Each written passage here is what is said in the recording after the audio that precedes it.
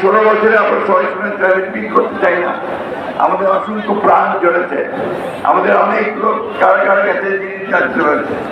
আজকে এখানে অনেক রিক্সাওয়ালা ভাই আছে আশেপাশে, যারা সেই গ্রামে থাকতে না পেরে তারা শহরে চলে এসে এখানে রিক্সা চালিয়েছে। আমাদের অনেক ছাত্র নেতা তারা এখানে রাস্তায় হকারের কাজ করেছে। গতকাল আমি পঙ্গু হাসপাতালে গিয়েছিলাম, সেখানে দেখলাম যে একটা 13 বছরের ছেলে গুলি লেগে তার একটা পা কেটে দিয়েছে। এই যে ত্যাগ, এই দীক্ষার মধ্যে দিয়ে বাংলাদেশ জাতীয় অনেক করেছে, গণতন্ত্রের সংগ্রাম এগিয়ে চলেছে। বন্ধুগণ, আজকে আমাদের সামনে একটা সুযোগ এসেছে, ছাত্র জনতা আত্মত্যাগের মধ্য দিয়ে আমরা একটা সুযোগ পেয়েছি একটা গণতান্ত্রিক রাষ্ট্র প্রতিষ্ঠা করবার। এই কথাগুলো আমাদের মনে রাখতে হবে, আমরা সেই সুযোগ যেন না হারাই। আজকে এমন একটা অবস্থা তৈরি করতে হবে যেন এখানে সত্যিকার অর্থেই গণতন্ত্রের প্রতিষ্ঠা করতে পারে। আরেকটা কথা আমি অনুরোধ করবো সকলকে, যে আপনারাই হচ্ছেন সেই ভ্যানগার্ড, আপনারা হচ্ছেন সেই পাহারাদার, গণতন্ত্রের পাহারাদার। আপনারা সেই গণতন্ত্রের রক্ষা করার জন্য অতীতে লড়াই করেছেন, আপনারাই সেই গণতন্ত্রকে রক্ষা করবেন। সেই জন্যে এই গণতন্ত্রকে যদি কেউ ধ্বংস করতে চায়, আবার বিপদে নিতে চায়, লুট করে নিতে চায়, সেখানে আমরা অবশ্যই রুখে দাঁড়াবে। আমি বক্তব্য বাড়াবো না, শুধু এই সরকারের যারা দায়িত্বে আছেন তাদেরকে অনুরোধ করতে চাই, এখনো আমলাদের মধ্যে, সরকারের মধ্যে সেই আওয়ামী সরকারের অনেক প্রচারটা অবস্থান করছে। তারা সমস্ত যে প্রচেষ্টা আমাদের গণতন্ত্রে ফিরে যাওয়ার, সেই বাংলাদেশকে মুক্ত করবার, সেটাকে নস্বাত করবার জন্য তারা এখনো বসে আছে, চক্রান্ত করছে। এই চক্রান্ত থেকে রুখে দাঁড়াতে হবে। গণতন্ত্র দিবসে আজকে আমাদেরকে আবার সেই শপথ গ্রহণ করতে হবে, যেভাবে বুকের রক্ত দিয়ে আমাদের ছেলেরা এই সুযোগ সৃষ্টি করেছে, বুকের রক্ত দিয়ে হলেও আবার আমরা সেই সুযোগকে রক্ষা করবো, বাংলাদেশকে সত্যিকার অর্থে গণতন্ত্রের রাষ্ট্রে পরিণত করবো। আমাদের নেতা, আমাদের তারেক রহমান সাহেব দেশে ফিরে আসবেন, দেশের বেগম খালেদা জিয়া চিকিৎসার জন্য বাইরে যাবেন, সুস্থ হয়ে ফিরে আসবেন, এই দোয়াতে আজকে আমি সমস্ত পঙ্গু আহত যারা হয়েছে তাদের উপযুক্ত ক্ষতিপূরণ দেওয়ার জন্য সরকারের কাছে দাবি জানাচ্ছি। যারা নিহত হয়েছে তাদের ক্ষতিপূরণ দেওয়ার জন্য আমি সরকারের কাছে দাবি জানাচ্ছি। এটাই হোক আজকের দিনে আমাদের সফল।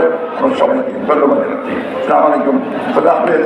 বাংলাদেশ জিন্দাবাদ, বাংলাদেশ জাতীয়তাবাদী দল জিন্দাবাদ, শহীদ জামানত দেশের জিন্দাবাদ, তারেক রহমান জিন্দাবাদ।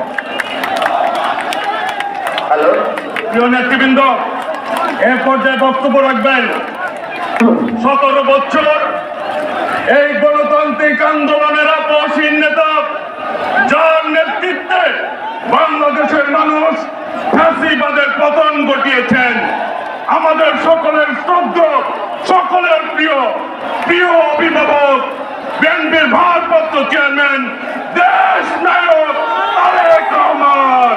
ওই নেতা আছে, সবাইকে হাত তুলে বলতে হবে, নেতা আছে।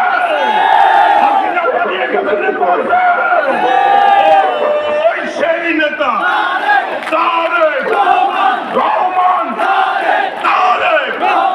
সকলকে ধন্যবাদ। বিসমিল্লাহির রহমানির রহিম।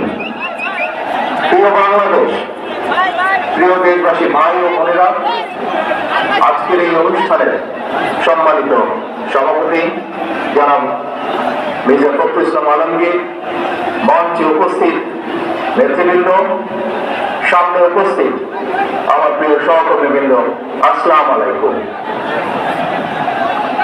বাংলাদেশের বীর ছাত্র জনতা, নারী, শিশু, কৃষক, শ্রমিক, সকল শ্রেণী পেশার মানুষ, সর্বস্তরের জনগণ বিশ্বকে দেখিয়ে দিয়েছে বাংলাদেশের জনগণ বন্দুকের সামনে বুক পেতে দিতে রাজি, তবুও তারা স্বৈর শাসনকে মেনে নিতে রাজি নয়।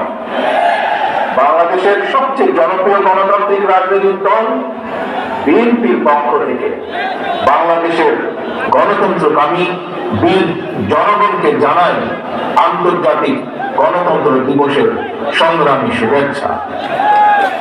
প্রিয় ভাই বোনেরা, গণতন্ত্র প্রতিষ্ঠা সংগ্রামে শহীদ মৃত্যুবরণ করেছেন যারা, আহত হয়েছেন যারা, হাত পা চোখ হারিয়ে চিরতরে পঙ্গুত্ব বরণ করেছেন দেশের গণতান্ত্রিকামী জনগণ আজীবন তাদের এই আত্মত্যাগ এবং অবদান শ্রদ্ধার সঙ্গে স্মরণ করবেন। হতাহতদের প্রতিটি পরিবারের প্রতি অবশ্যই রাষ্ট্র তার যথাযথ দায়িত্ব পালন করবে বলে আমরা বিশ্বাস করি। লাখো শহীদের বিনিময়ে অর্জিত স্বাধীন গণতান্ত্রিক বাংলাদেশের রাষ্ট্র, রাজনীতি, শাসন প্রশাসন হওয়ার কথা ছিল government of the people, by the people, for the people. অথচ গত 15 বছর বাংলাদেশে মাফিয়া শাসন চালু করা হয়েছিল। দেশে বিদেশে পলাতক স্বৈরাচার বিরামদের সেই সরকারের পরিচয় হয়ে উঠেছিল government of the mafia, by the mafia, for the mafia. দেশবাসী, এই মাফিয়া চক্র দেশকে সর্বক্ষেত্রে ভঙ্গুর করে দিয়েছিল। দেশকে সম্পূর্ণ আমদানি নির্ভর, ঋণ নির্ভর এবং পরনির্ভরশীল রাষ্ট্রে পরিণত করেছিল। মাফিয়া চক্র দেশের ব্যাংকগুলোকে পর্যন্ত দেউলিয়া করে দিয়েছিল। গত